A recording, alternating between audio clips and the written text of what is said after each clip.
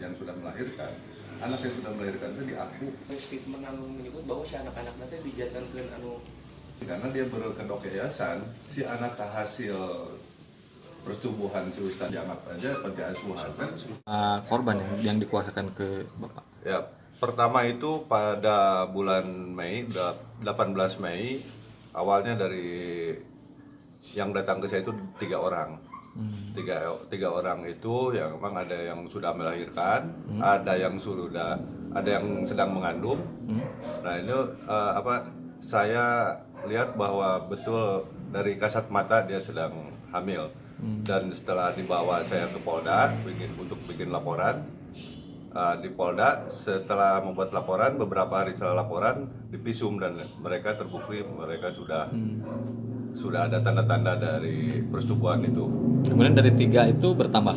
Nah setelah bertiga ini berproses, akhirnya ada 8 orang bertambah menguasakan kepada saya. Di 11 semua. Nah, dari 11 itu ada orang dari Kabupaten Tasik, ada 1 orang. Oh, ada. Kalau yang ini dari Garut semua.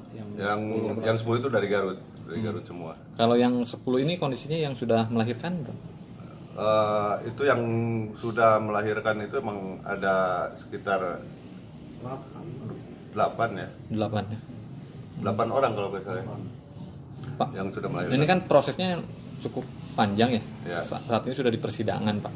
Waktu itu kenapa tidak dirilis di Polda, Pak? Nah ini yang saya heran karena saya inginnya pada saat itu saya beberapa hari setelah itu saya ingin merilis, tapi karena ada pertimbangan, mungkin Polda mempertimbangkan lain untuk kepentingan korban, bahwa korban jangan sampai terekspos karena harus dilindungi lah, korban ini masih di bawah umur.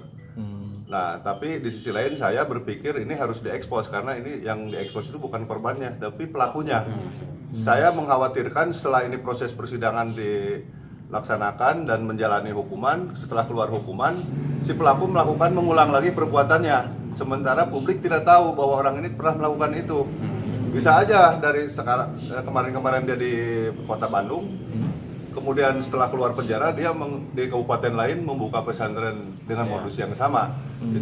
Itu kejoliman bagi orang-orang yang mengetahui itu kalau tidak sampai dipublikasikan.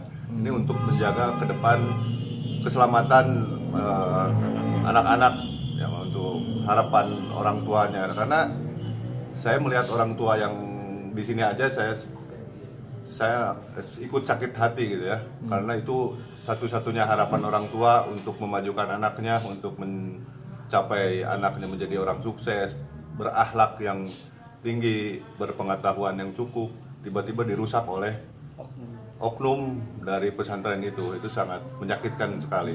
Pak, setahu kuasa hukum ya, si pelaku ini pemilik yayasan? Atau? Ya, dia pemilik yayasan, juga pengajar. Ini yang saya heran.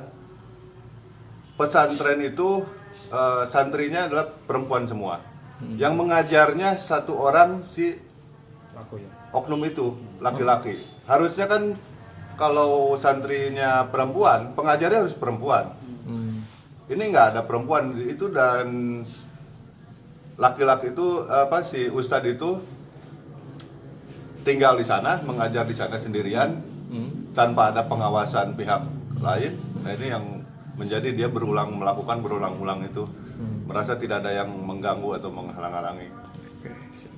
Saya ngobrol sama anak-anak yang menjadi korban itu, memang dia sepertinya dia aneh gitu, dia tidak mau melaporkan. Bahkan ini kan udah beberapa tahun, padahal dia setiap tahun pulang ke kampung ketemu orang tuanya, tapi dia pintar bisa menyembunyikan dan tidak memberitahukan atau melaporkan ke pihak orang tua. Ada doktrin atau? Nah itu kalau menurut keterangan dari anak-anak, saya itu awalnya menolak, tapi setelah ada si pelaku itu memberikan bisikan di telinga, dia jadi mau. Ada bisikan-bisikan ke telinga korban itu setiap mau melakukan itu. Kalau ajaran di pesantrennya sendiri bagaimana? Benar nggak, Pak? Nah, menurut keterangan dari korban, dia sebetulnya setiap harinya bukan belajar. Mereka itu disuruh bikin proposal setiap harinya. Ada yang bagian ngetik, ada yang bagian beres-beres. Jadi proposal untuk galang Proposal dana. penggalang dana, bantuan-bantuan. Jadi dia itu Jadi belajarnya juga, belajarnya tidak Nggak jelas, ya? full, tidak 100% belajar. Tidak. tapi ada memang belajar. Ada kayaknya, ada. Itu kan berkedok yayasan anak yatim juga informasinya. Iya. Apakah betul anak yatim atau memang anak yang jadi korban itu? Anak-anaknya. Enggak semua anak yatim ya. Yang saya tahu yang menguasakan ke saya itu adalah bukan anak yatim. Tapi berlatar belakang Ya, masyarakat latar yang belakang, ya. miskin lah, yang di bawah kemampuannya di bawah standar. Maka diiming-iming dengan gratis.